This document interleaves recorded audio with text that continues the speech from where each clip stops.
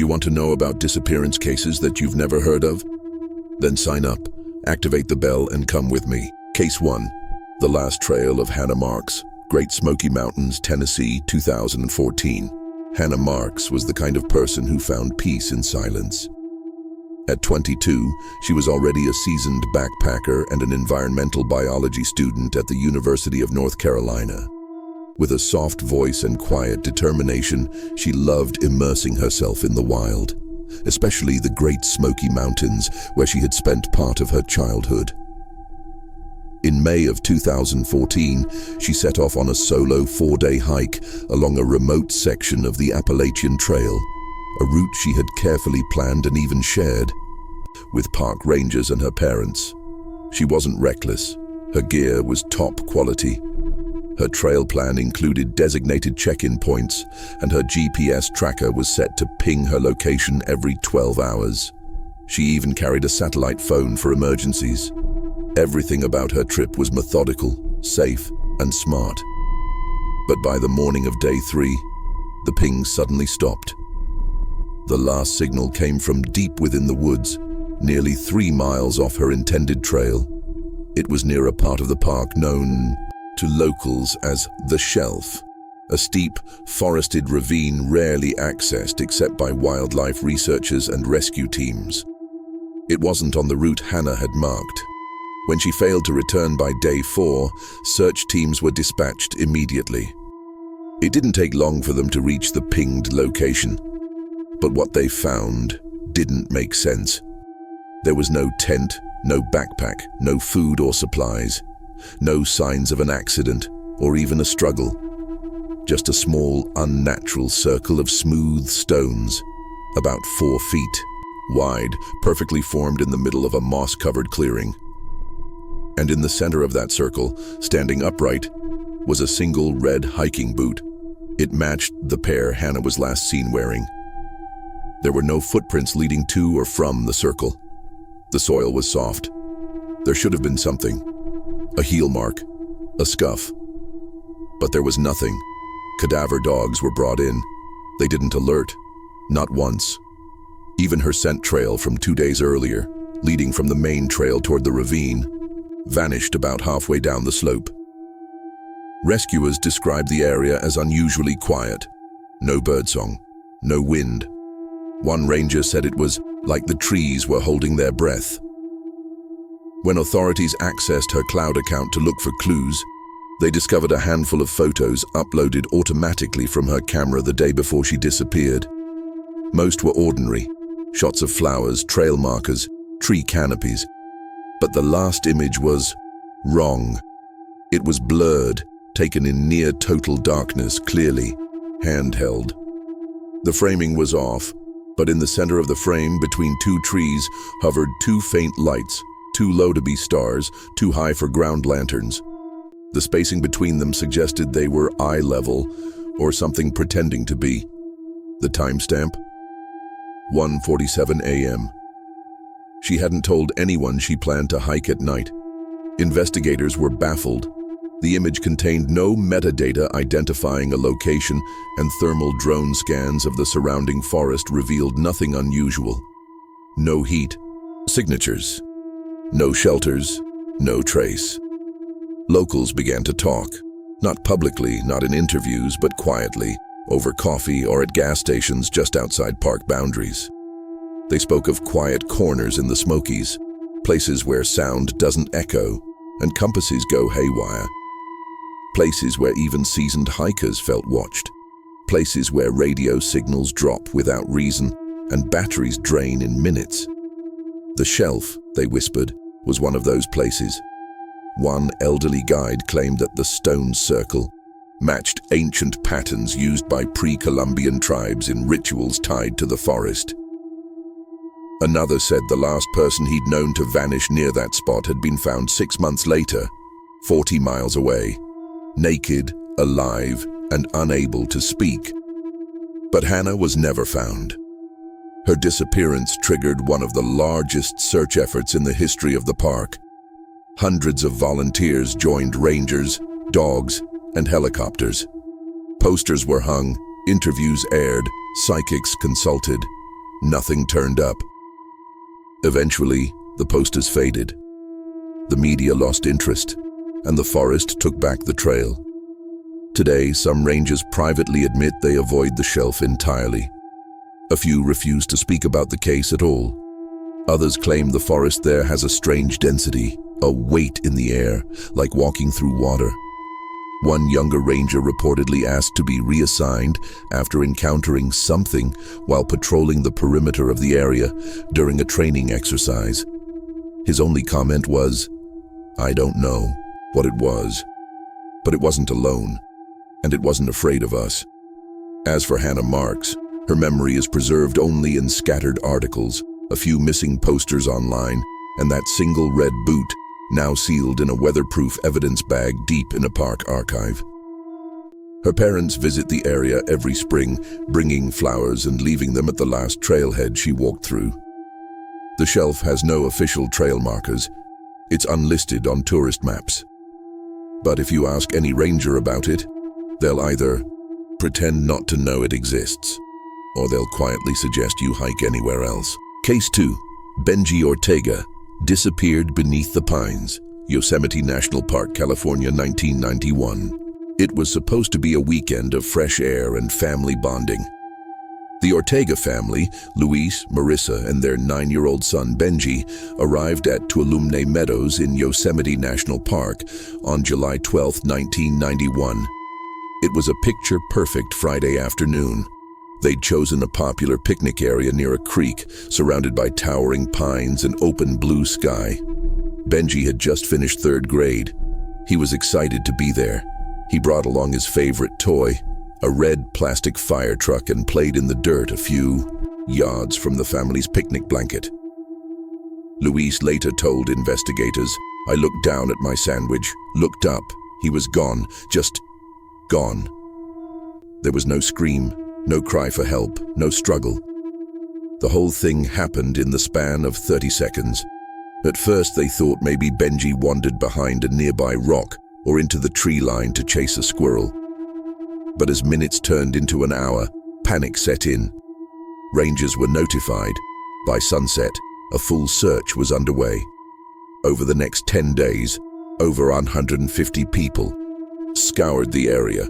Rangers, volunteers, K9 units, helicopters, and even divers checked nearby creeks and small pools. Nothing. The only physical clue was the red fire truck found exactly where he had been playing, half buried in soft soil. His tiny handprints were still visible in the dust. But there were no footprints leading away, no drag marks, no indication that he ran or was taken. The dogs didn't catch a scent beyond that spot. Not even one. Then, a full 6 days later, something changed. Search teams discovered bare footprints, child-sized, approximately Benji's, 8 miles north, deep in the wilderness. That alone was bizarre. The terrain was rough, remote, and dense. A 9-year-old couldn't have made it that far without help or injury. And yet the prints showed no signs of limping or stumbling. But the strangest detail? The footprints stopped at the edge of a shallow creek. No exit prints on the other side. It was like the child had stepped into the water and vanished. Rangers combed both sides for days. Nothing turned up. No shoes, no clothing, no body. Years passed. Leads dried up. The Ortega family eventually moved out of state, unable to bear the weight of Yosemite's silence. Then, in 2009, the case resurfaced. A hiker named Travis Kelly reported finding a child sneaker while camping with his son in a deeply wooded, off-trail section of the park, over 12 miles from the original site. He brought it to the rangers, thinking it might be trash, but a ranger recognized the model, an early 1990s stride-right sneaker, red and white. It was still mostly intact, though the sole had hardened with time. The rangers pulled the Ortega case file out of archives. The shoe matched the exact make and size Benji was wearing the day he vanished. DNA testing was attempted, but environmental exposure had destroyed any usable material. The Ortega family, still holding on to hope, flew back to Yosemite. Marissa held the shoe for over an hour, silently rocking in a chair in the ranger station. "It's his," she whispered. "I know it is." Yet the location didn't make sense. The shoe had been found on the edge of a granite bluff, with no trails or safe access. No way a child could climb up there. No other footprints, no remains. Just the shoe, placed upright as if set there by someone or something. Local rangers began whispering again, quietly, among themselves. You see, Yosemite has always had its unspoken rules, things seasoned staff know but don't discuss with the public. Certain groves where radios die, sections of trail where experienced hikers feel disoriented, places that just feel wrong.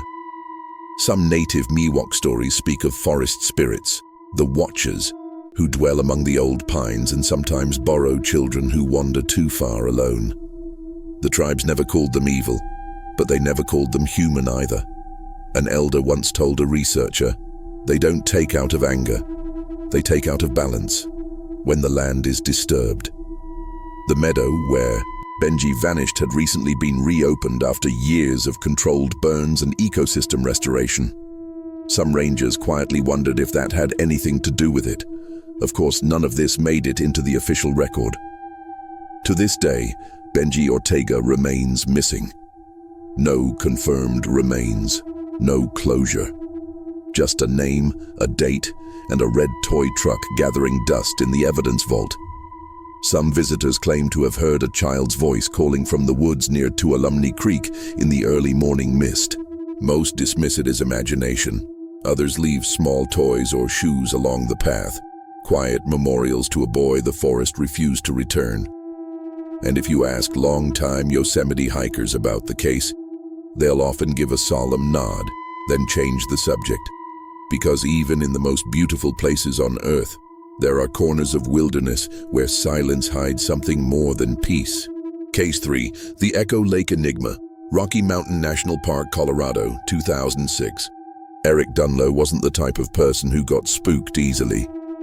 At 41, he'd spent 2 decades writing for environmental journals and wilderness survival publications.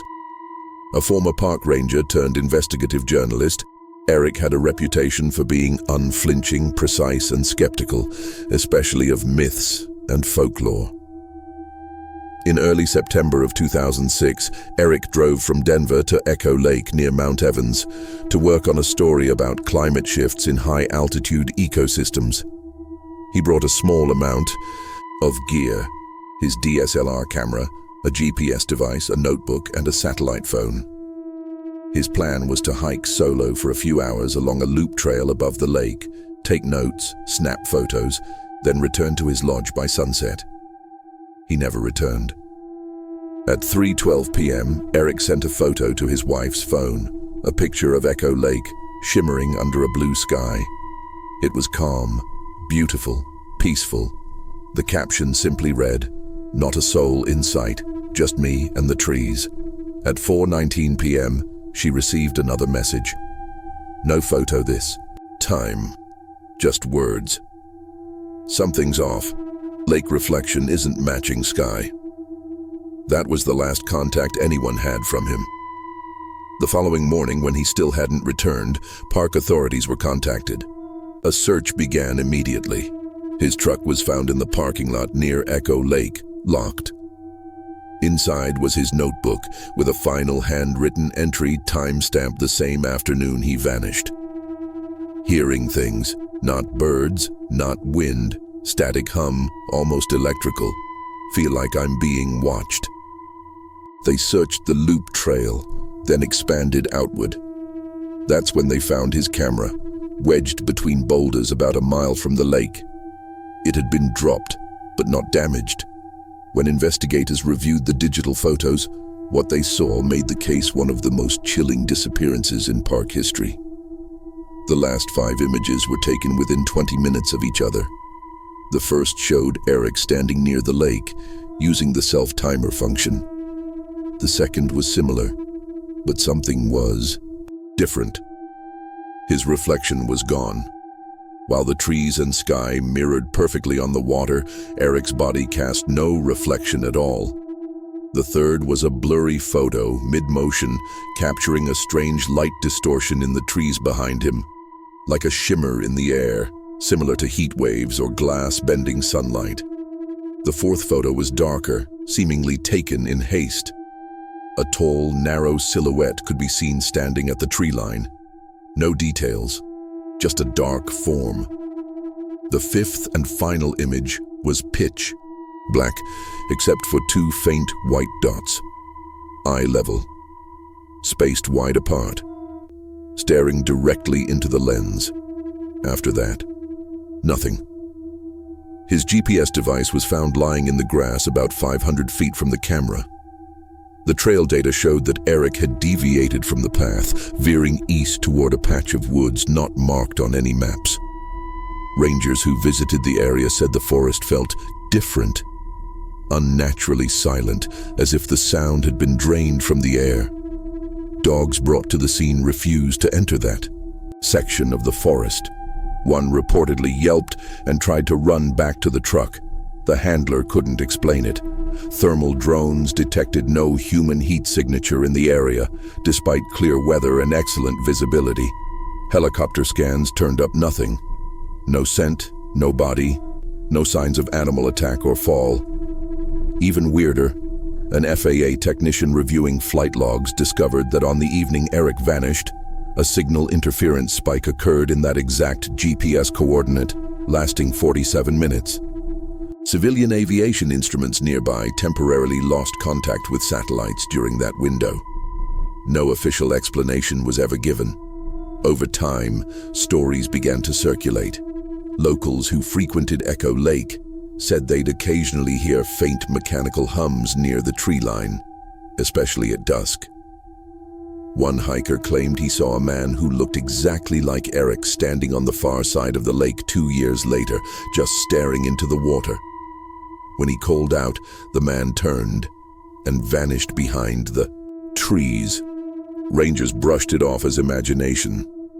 But some, off the record, admitted there had been other reports of wrong reflections, of echoes that don't match, and of people feeling a presence that was just out of sight, following, waiting, watching. A retired ranger named Ken Mathers gave a rare interview in 2011. He had worked that search and stayed in contact with Eric's wife. His final quote sent chills through the few who read it. "There's something at Echo Lake. Not a monster. Not a person. Just something. Something that watches and waits and maybe copies. If Eric never came back, maybe it's because something else did instead." To this day, Eric Dunlow remains missing. His truck, camera, and notebook are stored in a park evidence archive. His wife never remarried. Every September, she visits the lake and leaves a small wooden carving of a pen and notepad, Eric's symbol. And when the surface of Echo Lake is still, some say you can see your reflection. Others say you shouldn't look too long, because sometimes the reflection isn't yours at all. Case 4. Caleb Finch, the man who walked into the snow and never returned. Denali National Park, Alaska, 1997. Caleb Finch wasn't just experienced, he was elite. A decorated former Air Force survival instructor, he had spent years teaching soldiers how to endure the most brutal environments on Earth. After retiring in his mid-30s, Caleb turned to wilderness documentation. His goal, to film a survival documentary showing how a solo human could thrive in Alaska's punishing winter terrain, using only basic tools and military know-how. He chose Denali National Park. On February 1st, 1997, Caleb entered the park through an approved ranger gate, registered his itinerary, and set out on snowshoes with a 60-pound pack, 3 cameras, a satellite phone, and 2 emergency beacons. He planned a 7-day loop, filming everything, uploading GPS coordinates daily, and checking in with his producer every evening via satellite. The first 3 days went smoothly. His videos showed him building a snow shelter, starting fires with wet kindling, melting snow for water. His tone was confident, even cheerful. But on day 4, something changed. At 3:11 a.m., Caleb's emergency beacon sent a burst transmission, a manual SOS signal. But no satellite call followed. Rangers mobilized immediately. It took nearly 7 hours to reach the last known coordinates due to weather conditions and terrain. When they arrived, they found Caleb's camp still intact. His fire was still warm. His gear was arranged neatly. His camera was still recording, though the battery had died. But Caleb was gone. His snowshoes were sitting beside the tent. No sign of a struggle, no blood, no animal tracks. Just his footprints, spiraling around the tent in wide, erratic loops, growing tighter near the center like he'd been circling, confused, or watching something. Then they simply stopped, mid-stride, 10 feet from the tent. No return trail, no collapse, no drag marks. It was as if he'd stepped forward and vanished into the snow. More disturbing was what they found in his logbook, tucked into his sleeping bag. The last entry was scrawled in jagged, rushed handwriting, nothing like the neat print from previous days. It read, "Don't stop. Don't open the door. Don't look at it." What door? What was he talking about? The team found his second emergency beacon buried in the snow about 50 feet away. It hadn't been triggered. His satellite phone was discovered resting atop a rock, screen cracked, but intact. It had a single unsent message saved in drafts. There's something outside the tent, watching, but it's not moving, not breathing, just standing there. Then the power died. That night, the rescue team camped nearby. They reported odd sensations, static in their radios, compasses swinging slightly. A few claimed they heard faint crunching footsteps in the distance, but thermal gear picked up nothing. One ranger swore he saw a tall humanoid shape just beyond the tree line, only for it to vanish when lights were turned on. They chalked it up to stress and low visibility. Weeks later, investigators reviewed the footage from Caleb's recovered camera. Most of it was normal survival material, until the final video, time-stamped just 2 hours before the emergency signal. It was filmed inside the tent by lantern light. Caleb whispers into the camera, "I think something's following me. There's no sound, but I see movement. Too tall for a wolf, too thin for a bear. I don't think it walks, it just appears. If anything happens to me, check the trees. I think they're watching from the trees." Yo, last frame before the battery dies shows Caleb staring off-screen, eyes wide, mouth slightly open, not terrified but confused, almost entranced. Then the footage ends. Search efforts continued for months. Planes, dogs, drones. They never found Caleb's body or any signs of predation. A trained survivalist with full gear and knowledge had simply disappeared in clear weather with full supplies. Denali Rangers rarely speak of the case publicly. But in 2019, a retired ranger gave a podcast interview under a pseudonym. When asked about Caleb, he responded, "I don't think he froze to death. I think he crossed into something else. There are places out here that aren't really places anymore, just thin spots, where things wait." Some hikers now refer to the area as the looping zone, named after the pattern of Caleb's final footsteps. No official maps mark it. But if you ask the older locals, they'll tell you, that's where the snow doesn't settle right. Today, Caleb Finch is listed as missing, presumed dead. But on particularly quiet nights in Denali, when the wind dies and the snow hangs heavy, some say they've seen a figure standing still among the trees, watching, tall, still, waiting. And once, just once, a solo hiker claimed to hear a man's voice whisper through the cold, "Don't stop, don't open the door, don't look at it."